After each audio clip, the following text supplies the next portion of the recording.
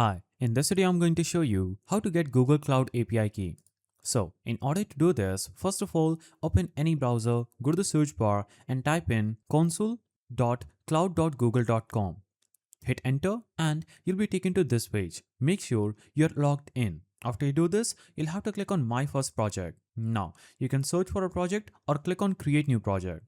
Basically, choose the project that you want the API key for. Now, it will take that project and you'll have to click on the three-lined icon at the top left. Choose API and Services and here you're going to click on Credentials. Now, click on Create Credentials and choose API key. Now, you can name your API key anything you want and choose to restrict your key to reduce security risks. So, I'm going to choose none. You can choose application restrictions and API restriction. So I will choose restrict key, or I can also select don't restrict key and choose application restrictions and click on create. After I do this, you can see I got my API key just right here. I can click on copy to my clipboard and my API key will be generated. So that's the simple way through which you can do this. If you found this guide helpful, please don't forget to give it a thumbs up and thanks for watching.